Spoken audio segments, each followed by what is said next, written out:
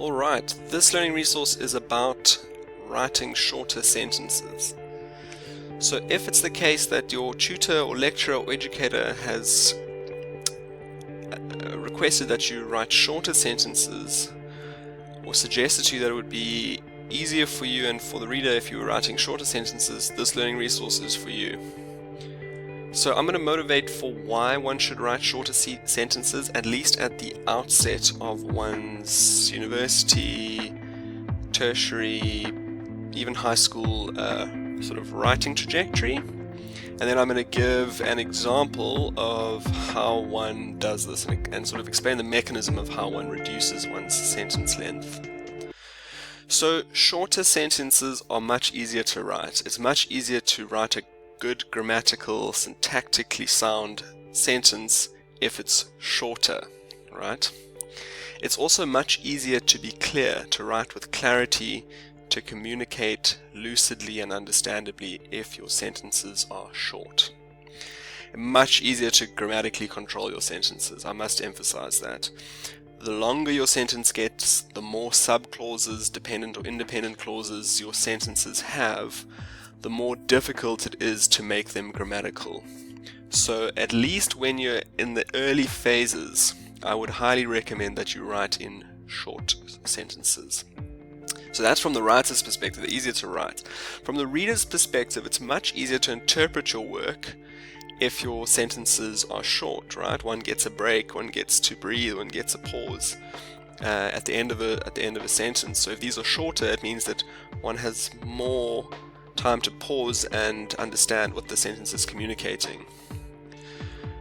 So it's easier for the reader to be convinced if a sentence is shorter, because to be convinced about something, one has to understand that thing, and understanding is facilitated by the use of shorter, more lucid sentences as opposed to very long, windily written, highly complex sentences. So have a look at this example. This is a slightly modified example from an essay I marked. It's been changed up. So there was large-scale primary industry development of mining and agriculture, followed by secondary mechanization, industrialization, and imports. These innovations were carried by massive financial support and protection by the government, whose capital outlay was largely dependent on the international market value of non-renewable products, which were very costly to mine and dependent on foreign investments and eventually loans when the international market took a downturn. Right, so that's about 60 words. That's just one sentence. There's multiple things being communicated there. Myriad points are being made. And as you can see, it's kind of tough to grasp what is actually being said there. Okay, so it's not super convincing. It's not very clear. The reader would have to put in extra work. There's a large interpretive burden accompanying the sentence, right, because of its complexity and its length. So how would one break it down?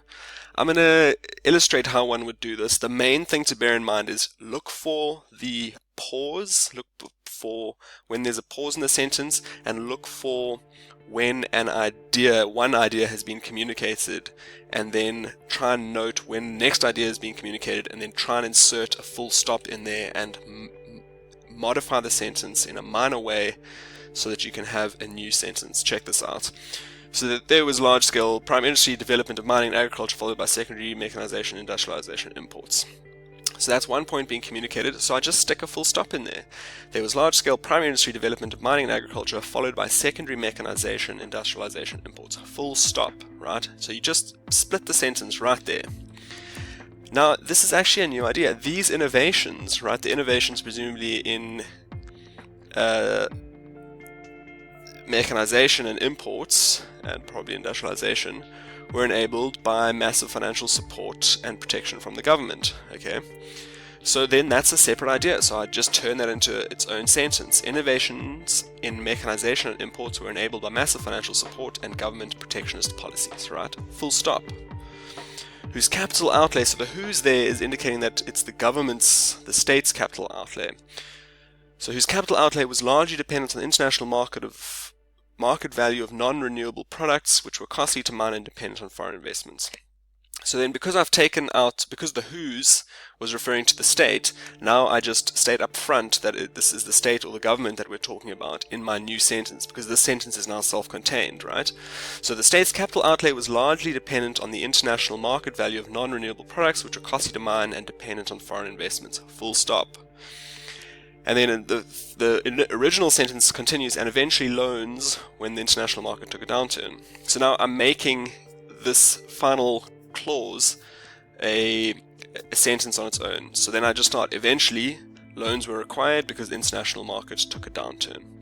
So I've gone from one 60-odd word sentence that's very complex, very difficult to understand, and I've broken it up into 4 discrete sentences which are shorter, which communicate a single idea, which are much easier to understand, much easier to follow, much easier to interpret. So the interpretive burden for grasping what the sentence is communicating has been radically reduced by breaking it up into these parts.